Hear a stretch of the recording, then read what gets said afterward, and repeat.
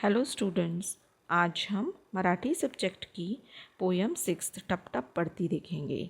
यह जो पोयम है उसमें हमें पारिजात के फूलों का वर्णन करके बताया है, नेचर के सुंदरता के बारे में बताया है और साथ ही साथ बच्चों के हंसने खेलने और गाने जो वो गाकर नाचते खेलते हैं उसके बारे में भी बताया गया है। बहुत सुंदर पोयम है। चलिए हम देखते हैं। टपटप पडती अंगावरती प्राजक्ताची फुले, फिर त्या तालावर गाणे आमुचे जुडे। ये देखिए सामने में जो पारिजात का एक मतलब झाड़ दिखाया गया, उस पे से हम देख रहे हैं कि जो पारिजात की फूल हैं वो गिरते जा रहे हैं ना। वो किस तरह से गिर रहे हैं? टप टप करके गिर रहे हैं। तो यहाँ पर कवि ने वर्णन करके बताया है कि पारिजात के फूल टप टप टप टप करके हमारे शरीर पर गिर रहे हैं। अब इसमें जो कवि है उसने एक बच्चे के रूप में हमें इस कविता को बताया है कि जब छोटे बच्चे अगर कहीं आसपास खेलते हैं तो वो किस तरह से वर्णन करके बताते हैं। तो यहाँ पर जो बच्चे हैं वह बता रहे हैं कि जो पारिजात के फूल हैं वो टप टप करके गिर रहे हैं और हम सब उधर खेल रहे हैं। फिर त्या तालावर गाणे आमुचे जुड़े। और जिस भी सुर और ताल में यह फूल गिर रहे हैं, टपक रहे हैं, उसी सुर और ताल में हम सब मिलकर गा रहे हैं और हमारे गाने उस ताल के साथ जुड़ रहे हैं। कुरणावरती झाडांखाली ऊन सावली विणते जाड़ी। कुरणावरती मतलब कुरण यानी छोटे छोटे घास, जो घास उगे रहते हैं, हरी हरी घास है उनमें, और झाडांखाली ऊन सावली विणते जाड़ी।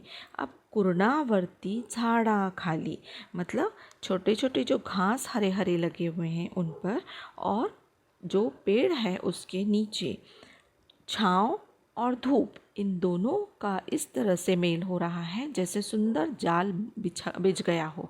किसका? धूप और छाँव का, ऊन और सावली का। ये तो वारा पहा भरारा गवत खुशी ने डुले।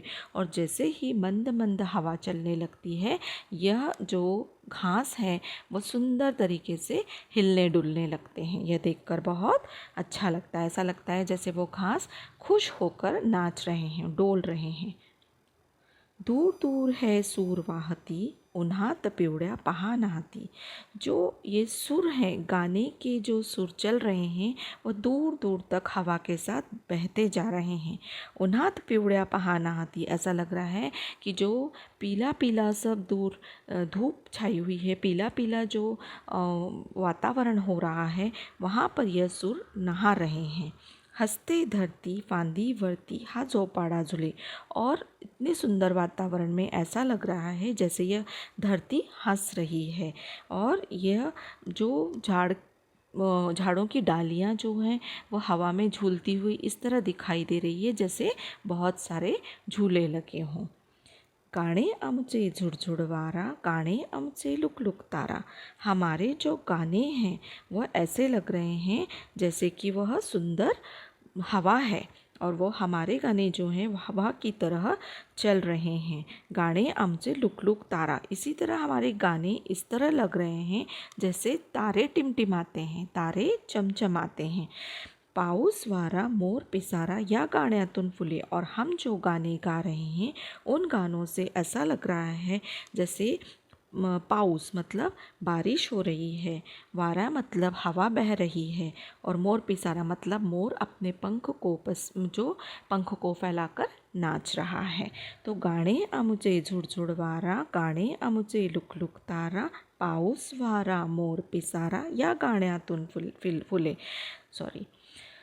गाने आमुचे झुड़झुड़ वारा मतलब ऐसा लग रहा है कि हमारे गाने मंद हवा की तरह चल रहे हैं, सुंदर टिमटिमाते तारों की तरह लग रहे हैं।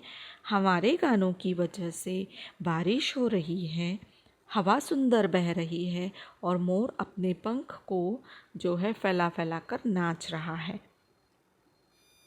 फुलांसारखे सर्व फुलारे सुरात मिसळून सूर चलारे, गाणे गाती तेच शहाणे बाकी सारे खुड़े।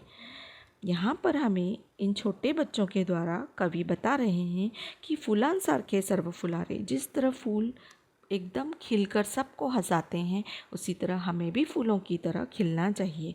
सुरात मिसड़ुन सूर चला रे, और जहाँ हर जगह गाने जो हैं चल रहे हैं या सुर चल रहे हैं, उसी तरह हमें भी गाते हुए उन सभी के गानों के साथ सुर मिलाना चाहिए। गाने गाती तेज शहाणे, जो गाने गाते हुए अपने जीवन में आगे बढ़ते हैं वही अच्छे होते हैं, वही शहाने होते हैं, वही चतुर होते हैं, होशियार होते हैं।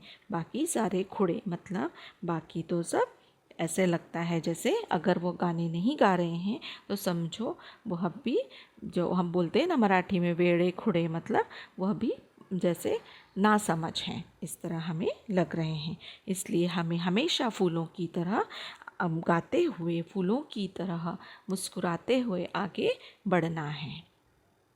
यह जो कविता है मंगेश पाड़गांवकर इन्होंने लिखी है, बहुत सुंदर कविता लिखी है।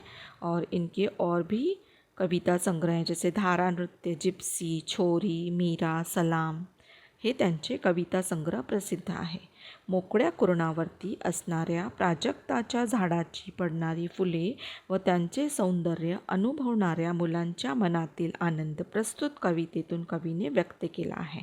तो हमने देखा कि कवि ने बच्चों के माध्यम से बच्चों की जो भावनाएं हैं उन्हें हमारे सामने प्रस्तुत किया है कि पारिजात के फूल गिरने पर जिस तरह छोटे छोटे बच्चों को आनंद आता है और इस निसर्ग को इस देखते हुए उन्हें आनंद आता है, इस नेचर को देखते हुए आनंद आता है, उस तरह सभी ने उस सुंदरता और उस आनंद को अनुभव करना चाहिए।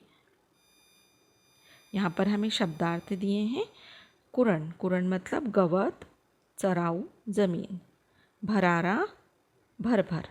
झोपाड़ा, झोका, खुड़े, वेड़े। कुरण मतलब गवत, मैंने बताया था घास, है ना।